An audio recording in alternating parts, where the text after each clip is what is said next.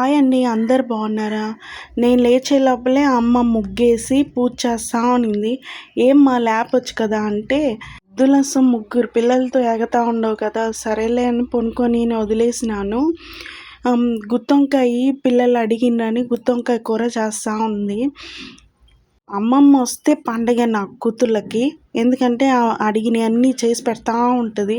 వద్దు మా అంటే నన్ను అరుస్తూ ఉంటుంది. మళ్ళా వచ్చి నేను బాబు పుట్టక ముందు కొన్ని ఫేస్ చేశాను, అది చెప్తాను.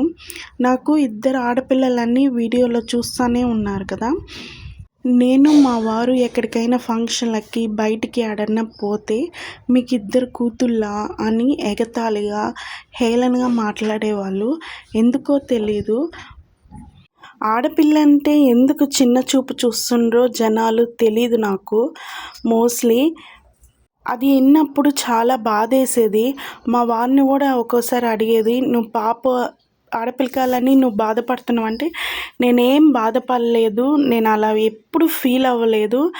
అదే పిల్లలు లేక ఎంతమంది తల్లిదండ్రులు బాధపడుతుండ్రు, మనకి ఈ పిల్లలన్నా పుట్టారని హ్యాపీగా ఉన్నాను. నేను ఆరోగ్యంగా పుడితే అదే చాలు మనకి అని చెప్పేవాడు.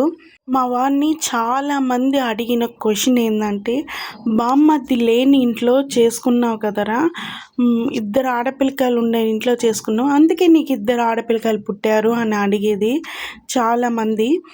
మళ్ళీ మా అమ్మని చూపించేవాడా, మీ అమ్మలాగే నీకు కూడా ఇద్దరు ఆడపిల్లకాయలు పుట్టారు, సాలు మూల మీ అమ్మదే వచ్చింది అనేది. ఎందుకో నాకు చాలా బాధపడినాను. పక్కనోళ్ళు ఏదో విధంలో మనని బాధ పెట్టాల, మనం బాధపడితే వాళ్ళకి అంత సంతోషం అని నాకు అర్థమైంది కొద్ది రోజుల తర్వాత. నాకు సాంగ్యం అంతా చేసింది మా పెన్నైన కొడుకు, అంటే బామ్మర్ది సాంగ్యం చేసింది వాడే. వాడు కాళ్ళు కడిగింది అంతా చేసింది మా వారికి. మళ్ళా వాడు బాబు పుట్టిన తర్వాత ఒకరోజు నన్ను వచ్చాడు. వస్తే అప్పుడు అన్నాడు, సుహిల్ అక్క నేను చేశాను కాబట్టి నీకు ఇద్దరు ఆడపిల్లలు పుట్టారంట అని చాలామంది అన్నారక్క. అన్నోళ్ళందరూ చేసిన వాళ్ళకి మగపిల్లకాయలు పుట్టారంట, నేను చేసినాను కాబట్టి నీకు ఆడపిల్లలు.